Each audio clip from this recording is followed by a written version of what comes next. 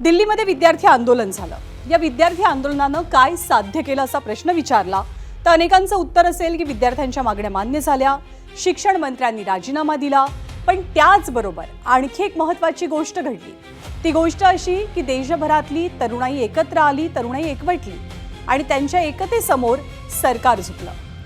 ही एकजूट जी होती, तरुणांची एकजूट, ती 2014 साली सुद्धा देशानं अनुभवली होती। कारण तेव्हा देशामध्ये फर्स्ट टाइम वोटर्स म्हणजे पहिल्यांदा मतदान करणाऱ्यांची संख्या 2.5 कोटींच्या घरात होती आणि त्यांचा कल होता नरेंद्र मोदींच्या बाजूनं आणि तेव्हाच्या निकालातनं अगदी स्पष्टपणे दिसलं। पण तेव्हापासून नरेंद्र मोदींच्या पाठीमागे ताकदीनं उभी राहिलेली देशातली तरुणाई दिल्लीतल्या विद्यार्थी आंदोलनानंतर भाजपपासून दूर जाते की काय अशी चर्चा सुरू झाली आणि सत्ताधाऱ्यांकडनं डॅमेज कंट्रोललाही सुरुवात झाली। नाराज जेनझीसाठी फक्त पंतप्रधान मोदीच नाही तर राष्ट्रीय स्वयंसेवक संघानं सुद्धा कंबर कसल्याचं दिसतंय। मोदींनी जेनझी स्टाईलमध्ये व्हिडिओज तयार केले तर आता सरसंघचालक मोहन भागवत जेनझी सोबत संवाद साधणार आहे। येत्या 6 ऑगस्टला मुंबईत हा कार्यक्रम पार पडेल आणि नेमकं हीच संधी साधत विरोधकांनी सत्ताधाऱ्यांवर हल्लाबोल सुद्धा केलाय।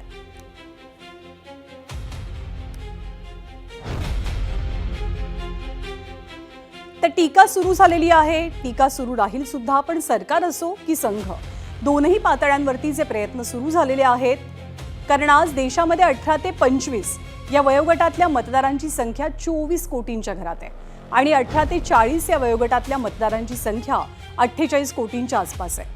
खरं तर 2014 साली व्हॉट्सॲपवरती ॲक्टिव्ह असलेल्या तरुणांना मोदींनी भुरळ पाडली आणि आपल्या बाजूनं त्यांना वळवलं। आता 12 वर्षांनंतर पिढी बदलली आहे, माध्यम बदललंय। आताची पिढी इंस्टाग्रामवरती ॲक्टिव्ह आहे। त्यात इंस्टाग्रामवरती कॉकरोच जनता पक्ष जन्माला आला, देशात जगभरात पोहोचला आणि सरकारची डोकेदुखी सुद्धा ठरू लागला। म्हणूनच की काय मोदींनी आता जेन झीकडे आपलं लक्ष वळवल्याचं दिसतंय आणि सरकारसाठी हे किती महत्त्वाचं आहे हे आपण आकडेवारीत नुकतंच पाहिलं, पण त्याचे परिणाम सुद्धा दिसू लागले। आज देशात 3 विधानसभा मतदारसंघातील पोटनिवडणुकांचे निकाल लागले। ते निकाल आधी आपण जाणून घेऊया। मतदारसंघ बांकीपूर बिहार, विजयी उमेदवार प्रशांत किशोर जनसुराज्य पक्षाचे।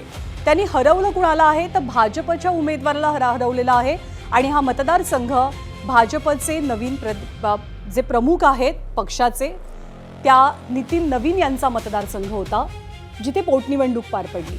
पुढचा मतदारसंघ दातिया मध्य प्रदेशचा, विजयी उमेदवार काँग्रेसचे घनश्याम सिंग आणि पुढचा मतदारसंघ गुजरातचा मांजलपूरचा मतदारसंघ सत्येंद्रभाई पटेल हे भाजपचे उमेदवार, त्यांनी इथे विजय मिळवला। पण बाकीचे जे 2 मतदारसंघ तिथे मात्र भाजपला पराभवाचा सामना करावा लागला।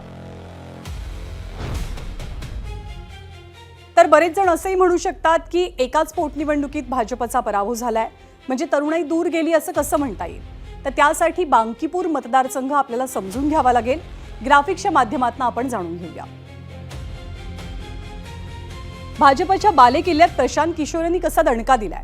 2009 साली जेव्हा मतदारसंघांची पुनर्रचना झाली त्यानंतर हा बांकीपूर मतदारसंघ निर्माण झाला।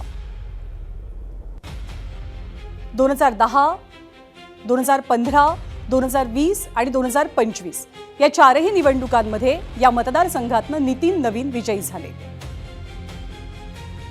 आणि त्याआधी इथून नितीन नवीन यांचे वडील नवीन किशोर सिन्हा हे सलग 4 वेळेला जिंकलेले होते। दरम्यान ही अशी पहिली निवडणूक होती की जी नितीश कुमार यांच्या चेहऱ्याविना लढवली गेली, कारण सम्राट चौधरी हे बिहारचे मुख्यमंत्री झाल्यानंतरची ही पहिलीच निवडणूक होती।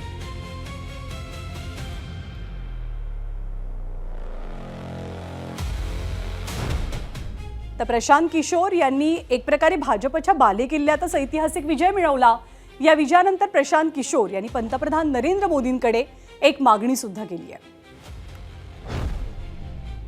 की जनता ने बड़ा स्पष्ट ये अपनी ओर से और बिहार के लोगों की ओर से ये मत दिया है कि भाजपा के केंद्रीय नेतृत्व को ये सोचना चाहिए, विचार करना चाहिए और बिहार के हित में, बिहार के बच्चों के हित में, बिहार में एक अच्छे व्यक्ति को, चरित्रवान और काबिल व्यक्ति को बिहार की कमान सौंपनी चाहिए।